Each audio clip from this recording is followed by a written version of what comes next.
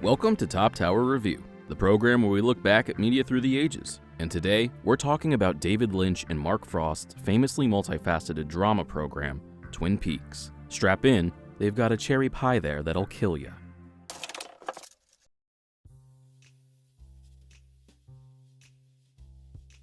Sometimes it's the best shows that die early. There are countless examples, from Freaks and Geeks to Firefly, The Ben Stiller Show. I could go on and on. However, one of the most important, I would argue, is none other than Twin Peaks. Despite its cancellation in 1991 after just 2 seasons, Twin Peaks is often regarded as one of the best programs to ever grace primetime television. Now, why is that? Twin Peaks is what industry professionals might call a character-driven drama. Really, this is a simplified way of saying that the program has a unique, complex narrative style, where storylines aren't episodic, and rather carry over across entire seasons. This style of narrative is extremely common today, with mega-hit shows like The Sopranos and Mad Men paving the way. However, back in 1990, this style of programming for television was virtually unheard of. Television was considered below film in terms of how complex the stories could be. Television in the 80s and 90s was dominated by the sitcom likes of The Cosby Show, Full House, and Cheers, while drama mainly consisted of procedurals like Law and Order.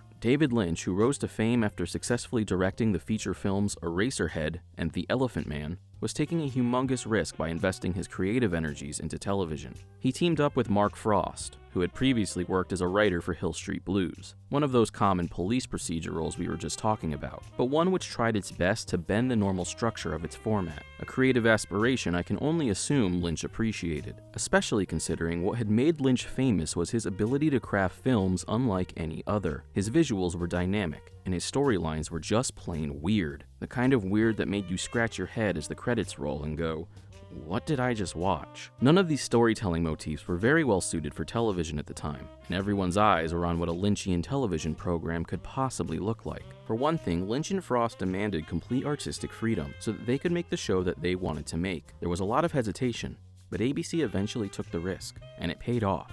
Big. Mark Frost said the following: "David and I didn't worry about whether the viewers would get Twin Peaks. We decided we had a break to daylight here, a chance from the network to go mad, to do whatever we felt like doing. ABC were so desperate at that point. They had been languishing in third place for God knows how long. So we were able to secure from them unprecedented artistic controls on the show, largely because we told them from the beginning, you're not going to be able to understand this, so there's no way you can hope to guide it. And they looked at the pilot and said, you're right. They gave us notes, but I don't think we paid attention to a single one. What resulted was a show different than anything audiences could have expected. Not only was the storyline complex, but the show was also visually surreal, an aspect of the program which ushered in a stylistic momentum of art television. Twin Peaks was truly a black horse amongst its primetime partners. ABC slotted Twin Peaks against NBC's Cheers, which was the biggest, most popular television program on air at the time. Many claimed this alone was suicide for the show, but Twin Peaks proved that fact wrong. You see, Twin Peaks adopted what is known as a cult following, a niche audience who is absolutely obsessed with the program. Before the age of Netflix and Hulu, most broadcast television providers tried to make their shows have as broad an appeal as possible, so as to rake in as many viewers as they could. Today, that trend is a dying one, as many new weird shows that have very small but dedicated fan bases thrive. Just think of all the extremely niche programs that have been released over the past decade.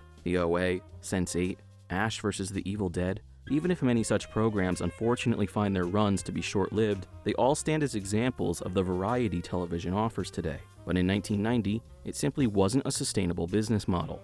Except it was. You see, Twin Peaks pulled everybody who didn't want to watch just another sitcom into its audience. That's the thing, nobody dared to air anything of importance against Cheers. But Twin Peaks filled the void, pulling in a wider audience than any other programming that sat across from the world's most popular show ever would. And thus the small but significant cult of Twin Peaks fanatics was born, and launched the show's first season into ratings heaven. The 2-hour-long premiere was considered the highest-rated TV movie in 1990, and the show went on to be nominated for 18 Emmy Awards, 3 Golden Globes, a Grammy, a Peabody Award, and countless others. So the question remains, why was this mega hit canceled?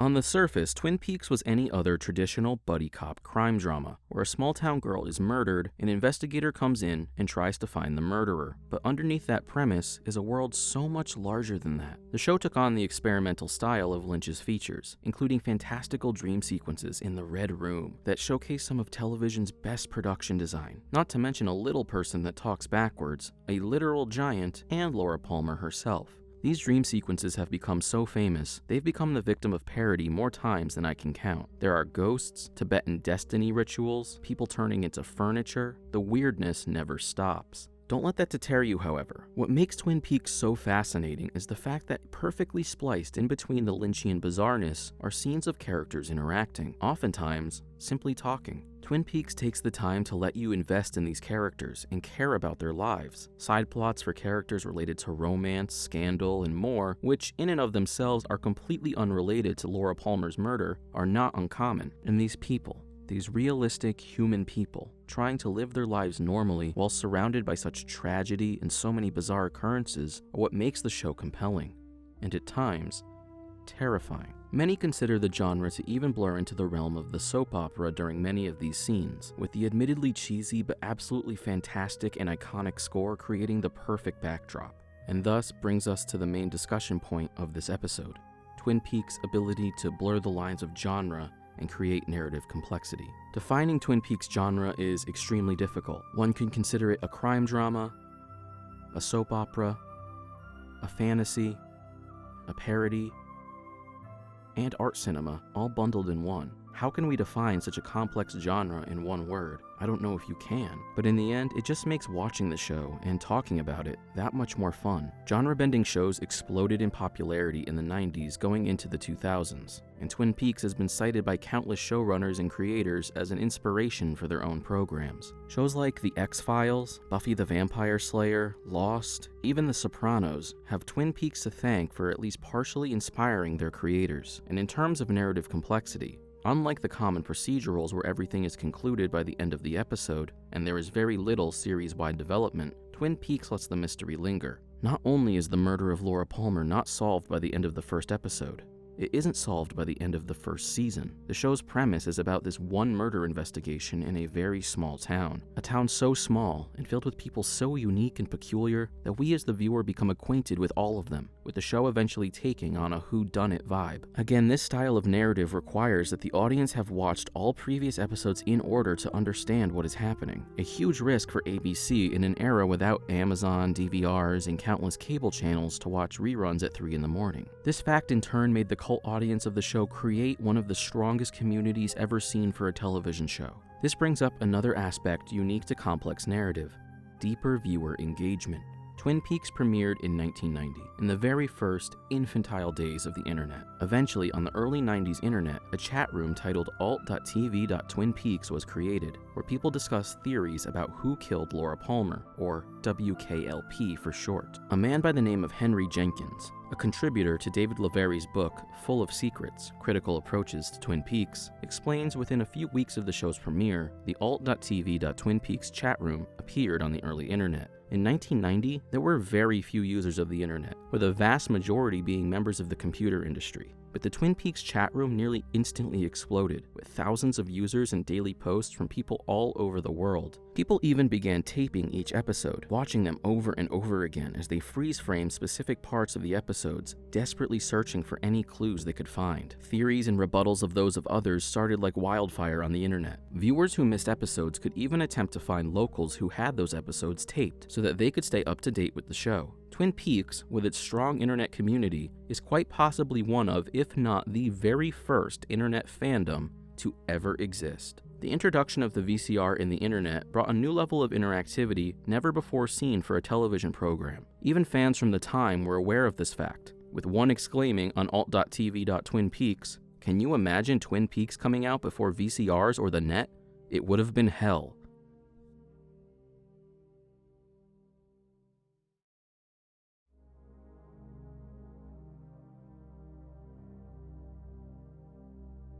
Unfortunately, despite its original success, Twin Peaks was ultimately canceled after the end of its second season. For a program with over 20 award nominations, positive ratings, and content that couldn't be found anywhere else on network primetime, it begs the question of how Twin Peaks possibly fell in the ratings so drastically, and what led to its eventual demise. The answer?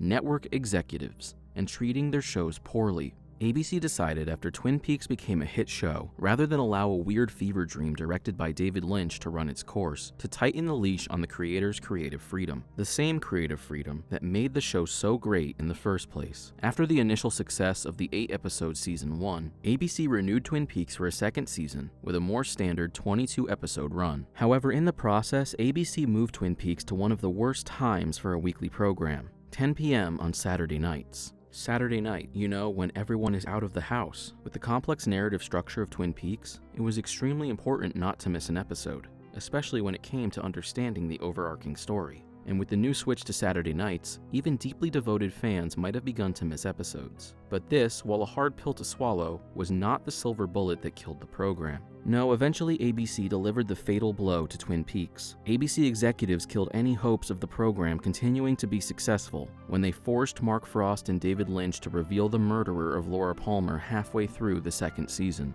With their slipping ratings in the new time slot, solving the mystery was the nail in the coffin. Laura's murder was the reason many Twin Peaks fans tuned in. Even some cast members, including Grace Zabriskie, who played Sarah Palmer in the show, agree that the reveal of Laura's killer was one of the biggest reasons the show met its end. Quote, "In my opinion, the show couldn't survive the unraveling of that central mystery about Laura's killer. I said at the time that it would survive, that the show was about so much more than who killed Laura Palmer, that it still had miles to go. But it started going all over the map, not trusting what had been created, what was there already to build on. I still suspect it would have survived had the network not insisted the question be answered."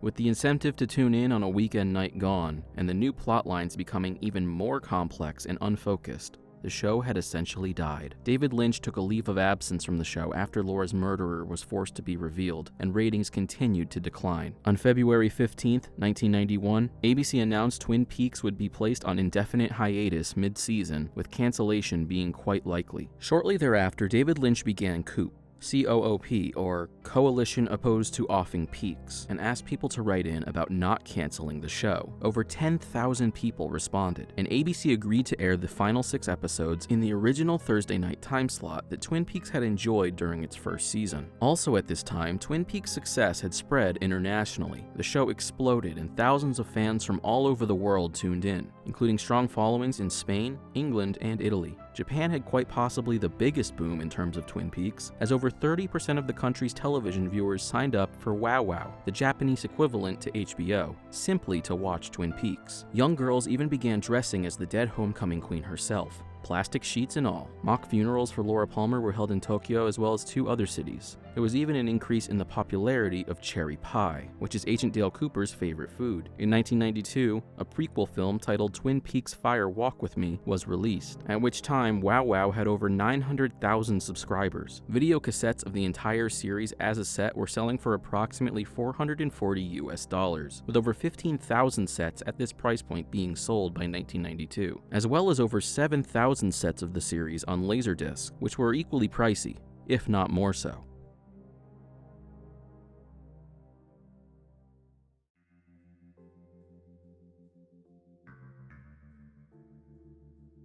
Twin Peaks opened the possibility for complex narrative and art television to show their heads in prime time. Countless shows of our modern day can look back to Twin Peaks for opening the door. One wonders what the fate of Twin Peaks might have been if things had gone differently. Some scholars point out that many other mega-hit shows, including both Dynasty and Dallas, sometimes received poor ratings in their early days. It was a show before its time that allowed itself to be weird and didn't apologize. It just made us like it for what it was. Thankfully, decades later, television as a medium caught pace with the show's vision, and we received a revival of the series known as Twin Peaks: The Return. It only took us nearly 30 years. Finally, fans could have a true third season that would give the show the proper send-off it deserved decades prior. Nearly the entirety of the original cast and a huge chunk of the crew, including Frost and Lynch at the helm, all returned. And boy, did the revival deliver upon the hype. Twin Peaks' third season proved that Lynch and Frost's vision was not insane. The show's early success, not a fluke.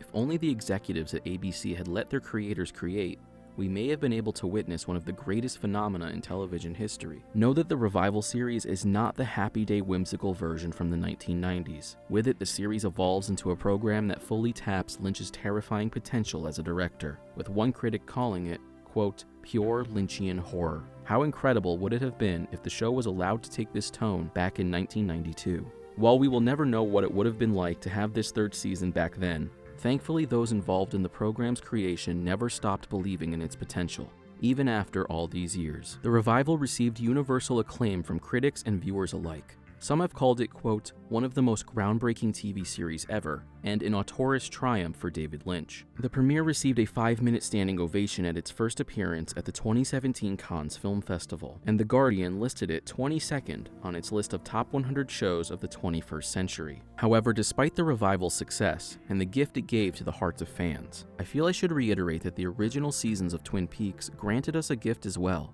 Many, many years ago. It allowed for people to realize the amazing potential of the cinematic television we so readily consume today. It showed us that blurring genres and allowing for narrative complexity only increased the strength of your fan base. It dared to dream, literally at some points. And for that, Mr. Frost and Mr. Lynch, we thank you.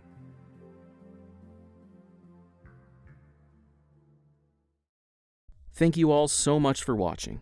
If you enjoyed this video, please make sure to give it a thumbs up and subscribe for more. We post list videos and video essays like this one all about nostalgic TV and movies, retro gaming, and more. For now, this has been Silence, signing out.